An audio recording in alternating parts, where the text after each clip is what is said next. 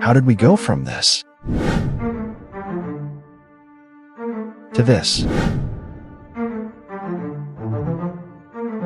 Surprised? I am not. Hi, we are Camera Roll, and today we will be talking about how Disney's Wish is a disappointing flop and continues to ruin the legacy of a once industry giant.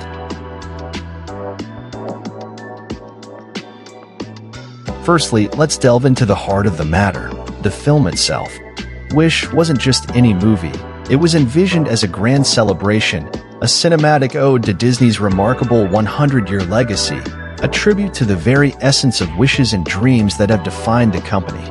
With a creative dream team at its helm, boasting talents such as Chris Buck and Jennifer Lee, the co-architects of the immensely successful Frozen, expectations were naturally soaring. The pedigree of the creators and the promise of a narrative that encapsulated the enchantment of Disney's century-long journey fueled anticipation. However, the reality fell starkly short of the envisioned fairy tale. Despite the star-studded creative team and the weight of Disney's storied history behind it, Wish struggled to weave its magic at the box office. The opening weekend numbers were nothing short of disappointing, with the film grossing a mere $19.5 million.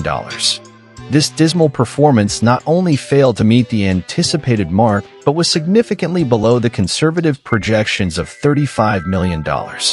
It was as if the very wishes the film sought to celebrate had somehow eluded its own box office destiny. So why did Wish fail to cast its spell on audiences?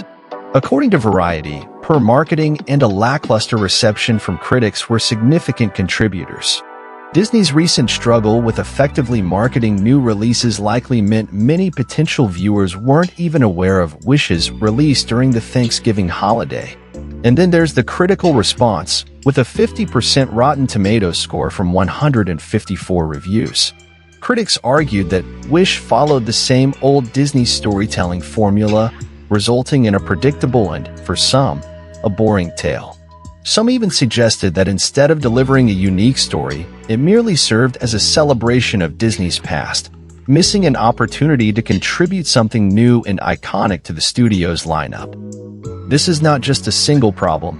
Instead, it shows a bigger pattern where Disney is dealing with letdowns at the box office in recent years. Wish is part of a line of films from Walt Disney Pictures that didn't do as well as expected. The issues go beyond individual letdowns and highlight the broader struggle Disney has in adapting to the always-changing way movies are released nowadays.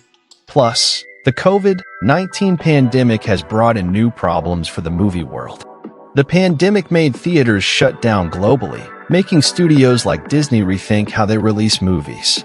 While Disney responded by putting movies on its streaming service, Disney Plus, during the lockdowns, the reopening of theaters created new challenges. Balancing between putting movies on streaming and showing them in theaters has become a big part of Disney's plan.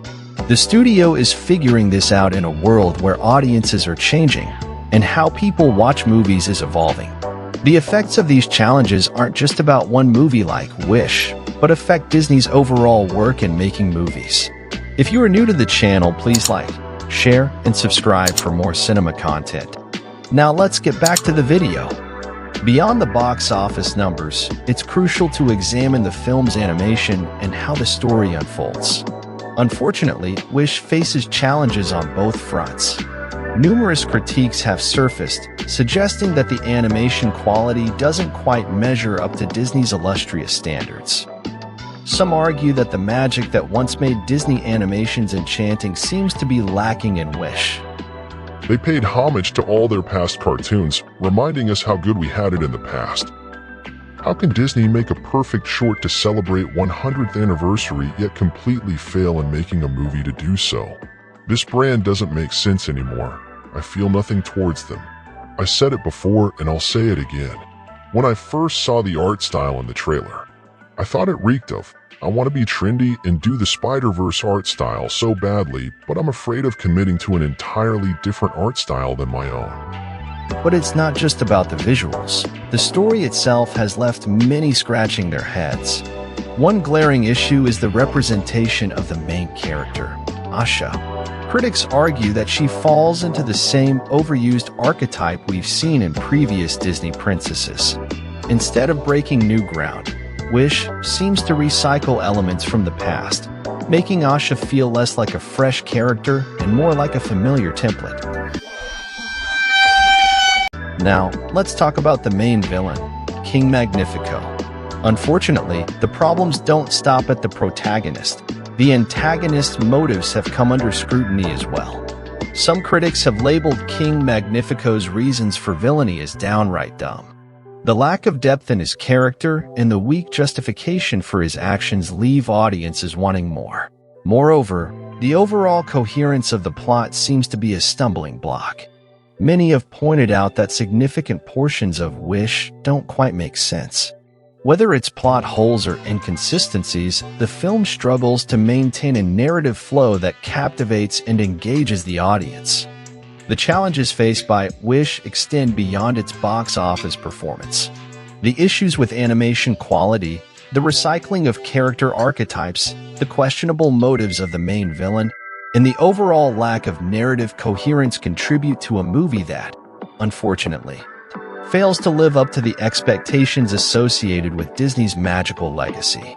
Whether it's the evolving landscape of release strategies or the need for fresher, more innovative storytelling, Wish serves as a cautionary tale for Disney in navigating the ever-changing realm of animated cinema.